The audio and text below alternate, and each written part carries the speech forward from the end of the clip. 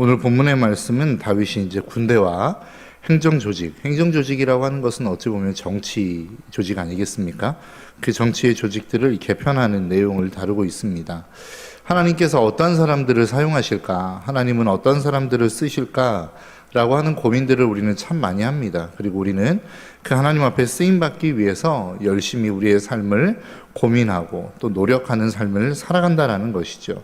그런데 우리가 보통 생각할 때에 하나님이 쓰시는 사람은 대단한 사람, 완전한 사람, 완벽한 사람을 쓰신다고 생각합니다. 그래서 어떤 일들을 부탁할 때 저는 좀 부족해서 그 일은 맡을 수 없을 것 같습니다 라고 이야기하시는 분들이 참 많아요. 그 얘기는 무엇입니까?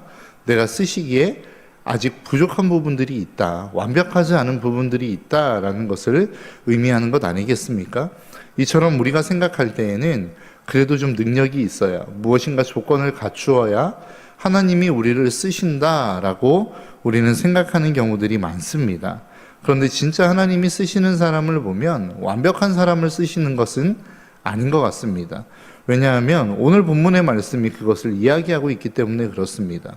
아까도 말씀드린 것과 같이 오늘 본문의 말씀은 군대와 행정조직에 대해서 어떻게 개편되어졌는지를 말씀하고 있는 내용입니다. 그런데 생뚱맞게도 오늘 본문 23절과 24절은 다윗이 인구조사한 이야기가 나와요. 왜 굳이 행정을 개편하고 군사를 개편하고 있는데 왜 거기에서 다윗의 과오를 범한 내용들이 나오고 있느냐라고 하는 것이죠.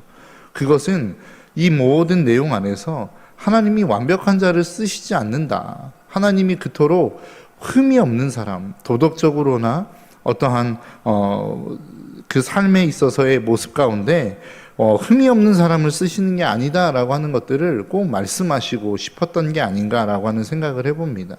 그러니까 다윗이 인구조사했다라고 하는 것은 어찌 보면 자신의 힘을 의지했던 것 아니겠습니까?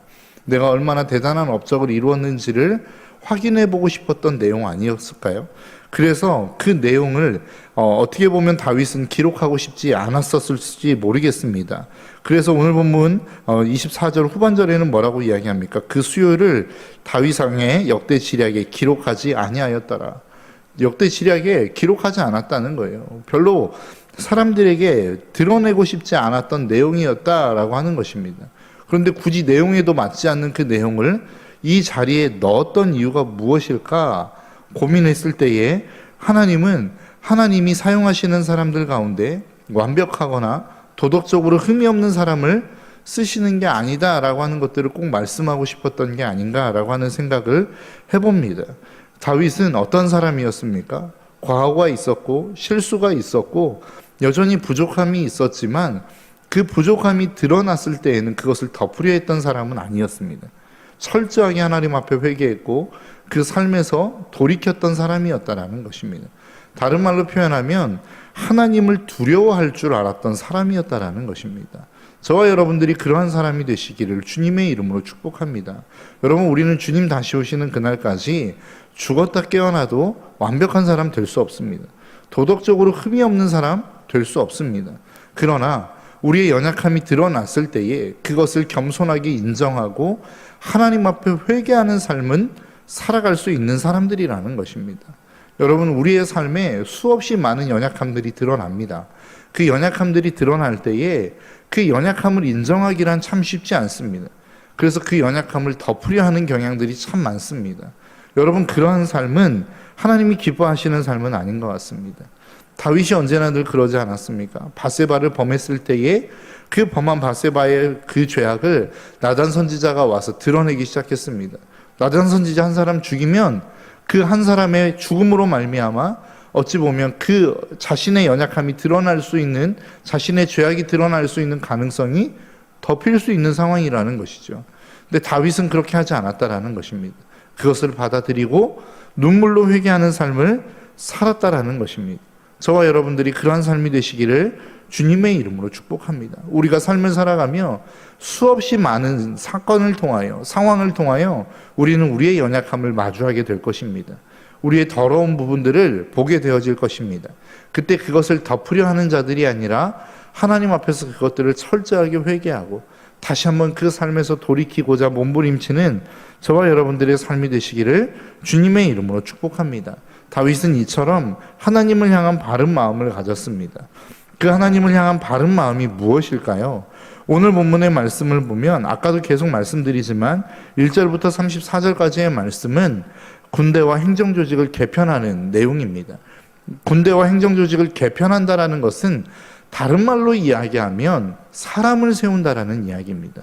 그 군대의 중요한 조직의 자리에, 어떠한 행정의 중요한 자리에 사람을 세운다는 이야기 아닙니까? 오늘 본문에서 등장하는 대부분의 내용이 사람의 이야기입니다. 사람의 이름입니다.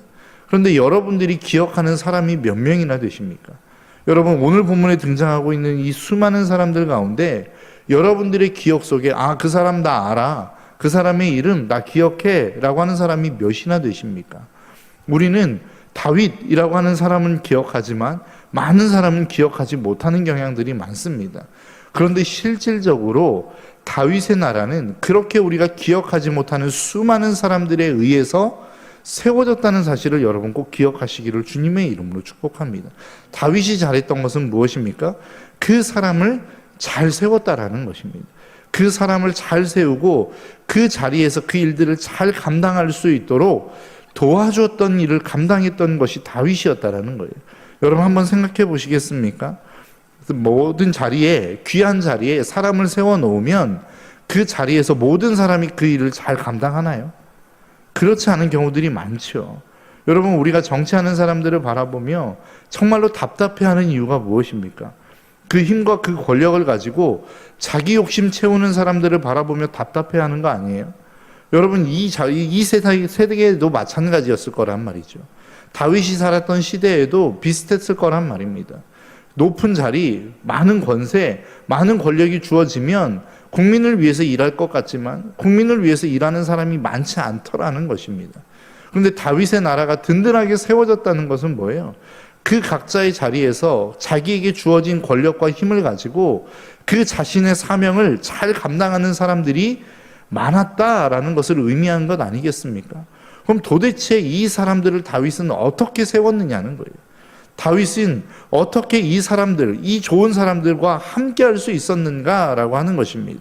그 다윗이 사람을 다루는 가장 대표적인 모습을 잘 나타내는 장면이 어디에 나오냐면 사무엘상 30장에 나옵니다. 다윗이 블레셋으로 망명했을 때에 시글락이라고 하는 땅에 살고 있었어요. 거주하고 있었어요.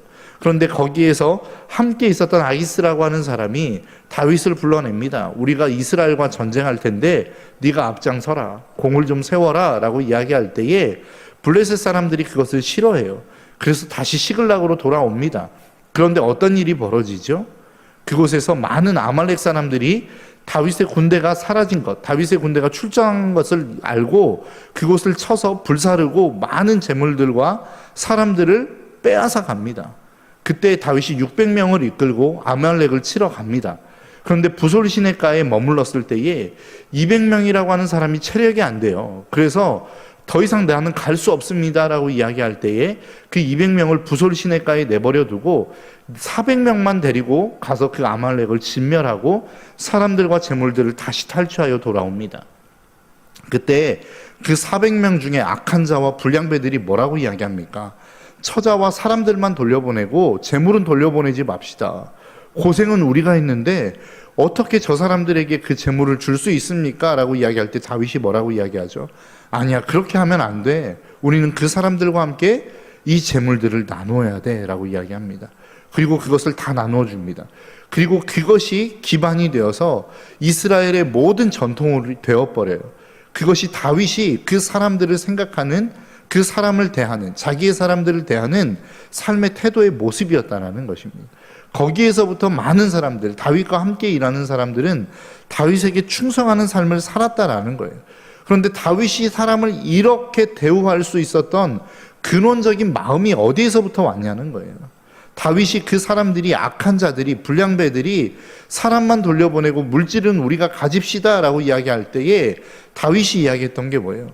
하나님이 우리를 승리케 하셨는데, 하나님이 이 아말렉 사람들을 우리의 손에 붙이셨는데 우리가 그렇게 하면 안 된다는 거예요. 그 얘기는 무엇입니까? 내가 능력이 있어서 이 전쟁에서 승리한 게 아니라는 사실을 다윗은 알고 있었다라는 것입니다. 이 모든 것들을 주관하시고 이 모든 것들을 통치하시는 분이 하나님이라고 하는 사실을 다윗은 인정하고 있었다는 거예요. 야, 내가 능력이 있어서, 내가 지휘력이 있어서, 내가 통솔력이 있어서 이 전쟁에서 승리한 거야 라고 다윗이 생각했다면, 다윗도 이 불량배와 같이, 악한 사람과 같이 똑같이 생각했겠죠. 야, 너희들은 여기에서 전쟁하지 않았으니까 사람만 데리고 가. 재물은 우리가 가질 거야 라고 이야기할 수 있지 않았겠습니까? 그러니까 다윗의 가장 근원적인 마음 뿌리 속에는, 내 승리 속에는 하나님의 도우심이 있었다라고 하는 마음이 있었다라는 거예요. 그 근원을 통하여 사람을 대할 때에도, 야, 우리가 그렇게 대화하면 안 돼. 내 능력에서 나온 것이 아니기 때문에 우리가 승리했다고 해서, 우리 400명이 가서 전쟁했다고 해서 나머지 200명을 그런 식으로 대우하면 안 돼라고 하는 마음이 다윗에게는 있었다라는 것입니다. 그러니까 근원적인 그 다윗의 어떠한 삶, 그 다윗의 하나님이 기뻐하시는 마음, 하나님을 향한 마음 속에는 어떠한 마음이 자리 잡고 있었냐면, 내 능력으로 내가 여기까지 온 게 아니라는 사실을 다윗은 분명하게 인정하고 있었다라는 것입니다. 다윗은 그것을 깨닫고 있었다라는 것이에요. 저와 여러분들의 마음 가운데 이것을 깨닫는 축복의 시간이 되시기를 주님의 이름으로 축복합니다. 여러분들의 인생을 한번 돌아보십시오. 여러분들의 인생이 처음부터 금수저로 태어나셨습니까? 처음부터 대단한 인생으로 태어나셨습니까? 그래서 처음부터 지금 이 자리까지 오기까지 이 모습 이대로를 쭉 유지하며 살아왔던 인생이었습니까? 아니죠. 고난도 있었고 굴곡도 있었고 아픔도 있었습니다. 그럼에도 불구하고 오늘 내가 이 자리에 설 수 있었던 이유는 우리가 하나님의 은혜였고, 하나님이 여기까지 나를 도우셨다라고 하는 이 마음의 기본적인 바탕이 있어야만 우리도 다윗과 같이 우리가 다른 사람을 대할 때 동일한 태도로 대할 수 있는 자세가 우리의 삶 가운데 있을 수 있다라는 것이죠. 저와 여러분들의 삶이 그러한 삶이 되셨으면 좋겠습니다. 그러한 삶이 이 공동체 안에 많아질 때에 비로소 자기가 자기 앞에 주어진 그 삶의 자리를 살아낼 수 있는 거예요. 자기에게 맡겨진 사명을 감당할 수 있는 거란 말입니다. 그러한 사람이 많을 때에 비로소 이 공동체가 주님의 은혜 가운데 든든하게 세워져 갈 수 있다라는 사실을 저와 여러분들이 잊지 않으셨으면 좋겠습니다. 여러분, 우리의 삶은 하나님의 은혜로 살아가는 것입니다. 내 능력, 내 잘난 맛에 살아가는 것이 아니라 하나님이 우리의 삶을 여기까지 인도하신 것이고, 하나님이 우리를 축복하셔서 우리가 이 자리에 설 수 있었다라는 사실을 인정하시고, 여러분들의 삶의 자리에 붙여주신 그 한 사람 한 사람들을 귀히 여길 수 있는 축복의 인생들이 되시기를 주님의 이름으로 축복합니다. 그렇게 되기 시작할 때에 우리 공동체는 아름답고 든든하고 위대한 공동체로 세워져 갈 수 있을 것이라고 저는 확신합니다. 이 삶이 날마다 저와 여러분들의 삶 가운데 충만하게 나타날 수 있기를 주님의 이름으로 축복합니다. 기도하겠습니다.